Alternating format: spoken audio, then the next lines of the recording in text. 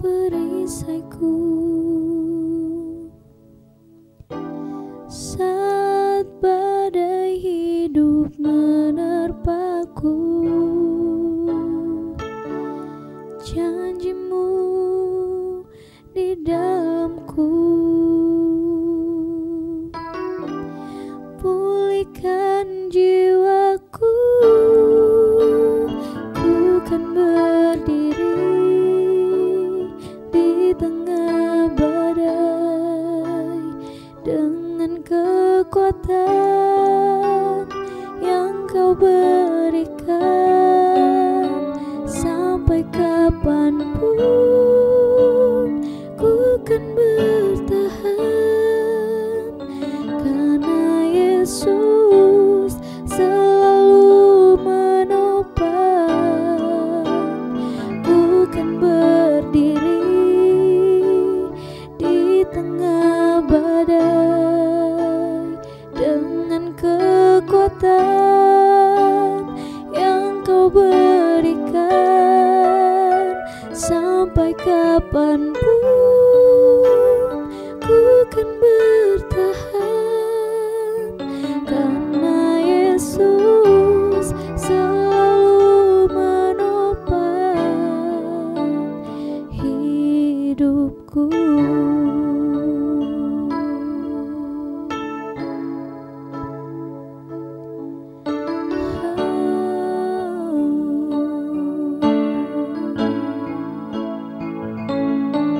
Terima kasih buat kasih-Mu, oh Yesus, sebab Kau baik, Engkau sungguh baik.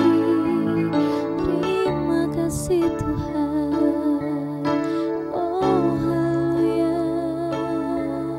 oh Yesus, Yesus.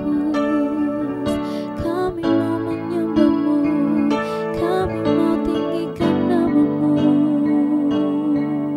oh Tuhan, haleluya.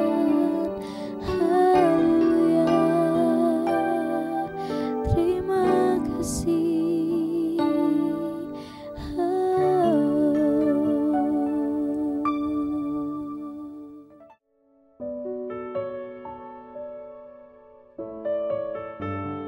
Shalom saudara-saudara yang dikasihi Tuhan. Hari ini kita jumpa lagi dalam kasih Tuhan, dan saya akan menyampaikan kebenaran firman Tuhan dengan tema menjaga lidah. Mari kita akan membaca firman Tuhan di dalam Mazmur 120 ayat 1 sampai 7. Demikianlah bunyi firman Tuhan. Nyanyian siara dalam kesesakan, aku berseru kepada Tuhan dan Ia menjawab aku.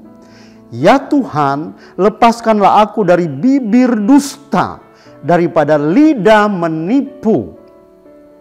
Apakah yang diberikan kepadamu dan apakah yang ditambahkan kepadamu, hai lidah penipu?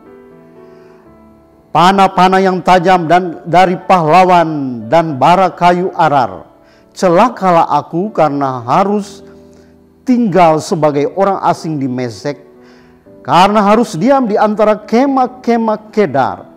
Cukup lama aku tinggal bersama-sama dengan orang-orang yang membenci perdamaian. Aku ini suka perdamaian, tetapi apabila aku berbicara, maka mereka menghendaki perang. Saudara-saudara yang dikasihi oleh Tuhan, hampir setiap hari kita berbuat dosa dengan mulut dan lidah kita tanpa mungkin kita sadari. Dengan mulut dan lidah kita memuji Tuhan, tetapi dengan mulut dan lidah yang sama kita melakukan gosip, kita memfitnah, kita menceritakan kejelekan orang, kita berbohong, mengutuk dan lain sebagainya. Saudara-saudara yang dicintai oleh Tuhan, ya, saya kira tidak salah jika kita sering berdoa supaya Tuhan lindungi dan lepaskan saya dari kuasa kegelapan. Lepaskan saya dari roh-roh keduniawian. Lepaskan saya dari roh-roh jahat. Lepaskan saya dari roh-roh iri hati dan lain-lain sebagainya yang sejenis dengan itu. Saudara yang dikasihi Tuhan. Namun kita juga harus berdoa supaya Tuhan melepaskan kita dari kebiasaan mulut dan lidah kita yang tidak membangun, mulut dan lidah kita yang kotor mungkin saudara-saudara ya. Mengapa kita harus berjuang saudara-saudara untuk melepaskan hal ini dari kehidupan kita? Mengapa demikian? Ya, karena firman Tuhan berkata bahwa kalau kita baca dalam 1 Petrus 3 ayat 10, di sana firman Tuhan berkata demikian. Siapa yang mau mencintai hidup dan mau melihat hari-hari yang baik, ia harus menjaga lidahnya terhadap yang jahat dan bibirnya terhadap ucapan-ucapan yang menipu. Saudara-saudara, jadi kita melihat di sini bahwa firman Tuhan berkata, jika kata kita ingin melihat hari-hari kita diwarnai dengan hal-hal yang baik, hal-hal yang mendatangkan sukacita, damai sejahtera, hal-hal yang membawa damai dan membangun banyak orang. Jika kita rindu melihat hidup kita diwarnai dengan hari-hari yang baik setiap hari, dan jika kita juga mencintai hidup kita, maka firman Tuhan berkata malam hari ini dalam ayat selanjutnya, ia harus menjaga lidahnya terhadap yang jahat dan bibirnya terhadap ucapan yang menipu. Jadi betapa pentingnya saudara-saudara kita berjuang agar hidup kita, mulut dan lidah kita pakai untuk kemuliaan dan kebesaran nama Tuhan. Sebab Amsal pasal 18 ayat 21 berkata, kita lihat dalam firman Tuhan saudara-saudara, di sana dikatakan, hidup dan mati dikuasai lidah. Siapa yang suka menggemakannya akan memakan buahnya. Hidup dan mati dikuasai lidah. Siapa yang suka menggemahkannya. Ya, istilah menggemahkan itu berarti bisa ada pantulan. Ketika kita bicara dan bergema, dan itu suara balik kepada kita saudara-saudara. Saudara yang dikasihi Tuhan. Jadi saudara-saudara, realita apa yang ingin kita ciptakan dalam hidup kita? Kenyataan atau realita apa yang ingin kita lihat dan kita ciptakan dalam hidup kita? Apakah itu kesembuhan? Apakah itu kelimpahan? Kesuksesan, saudara-saudara? Dengan menggemahkannya, maka kita akan menikmati buahnya. Kita akan merasakan dampaknya, saudara-saudara. Di dalam surat Yakobus ya, surat Yakobus pun mengatakan betapa lidah memiliki pengaruh yang besar yang dapat menodai seluruh tubuh dan menyalakan roda kehidupan kita sebagai manusia. Yakobus 3 ayat 6 berkata, lidah pun adalah api. Ia merupakan suatu dunia kejahatan dan mengambil tempat di antara anggota-anggota tubuh kita sebagai sesuatu yang dapat menodai seluruh tubuh dan menyalakan roda kehidupan kita, sedang ia sendiri dinyalakan oleh api neraka. Saudara yang dikasihi Tuhan, oleh sebab itu kita harus berhati-hati menggunakan lidah kita. Kata-kata kasar yang kita ucapkan, kata-kata dusta, fitnah, gosip, umpatan dan lain-lainnya, apabila kita menggemahkannya, apabila kita mengucapkannya saudara-saudara, ya, pada akhirnya semuanya akan berbalik menimpa kehidupan kita.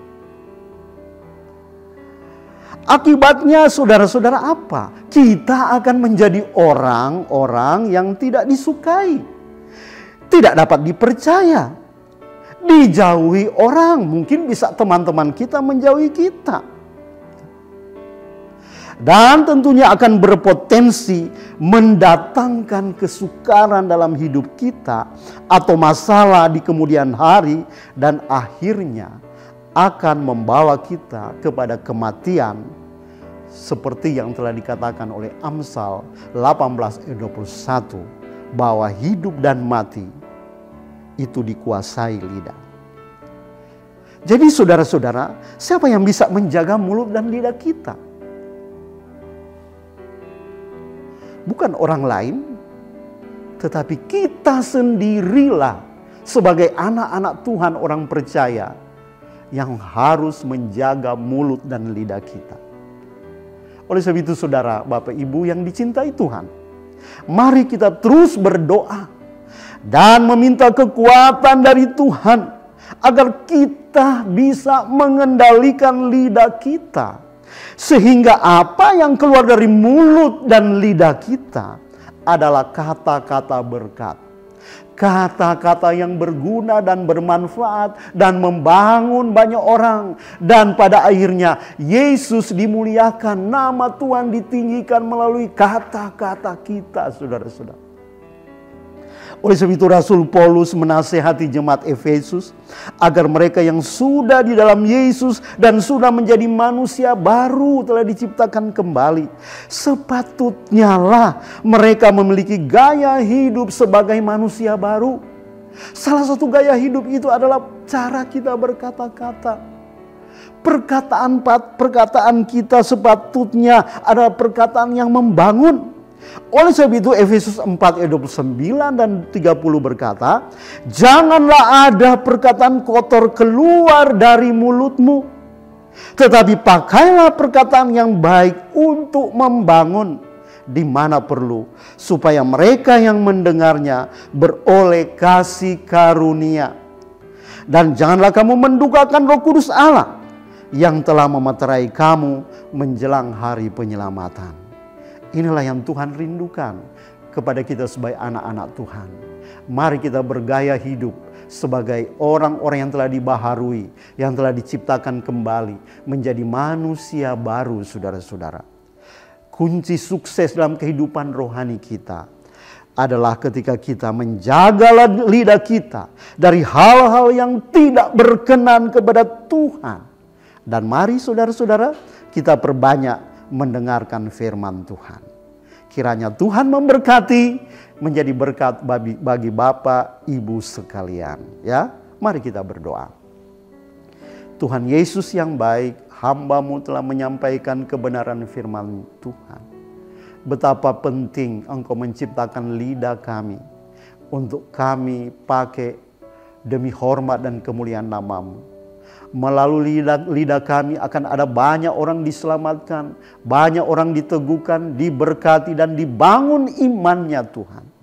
Ampunilah kami jika seringkali kami, walaupun mungkin kami tidak sadari, kami sering memakai mulut dan lidah kami untuk hal-hal yang tidak berkenan kepada Tuhan, untuk hal-hal yang sia-sia. Inilah hidup kami Tuhan. Bawa kami untuk menjaga lidah kami dari hal-hal yang tidak berkenan kepada Tuhan. Dan mampukan kami untuk terus memperbanyak firman Tuhan dalam perkataan-perkataan kami. Dalam nama Yesus hamba berdoa. Amin.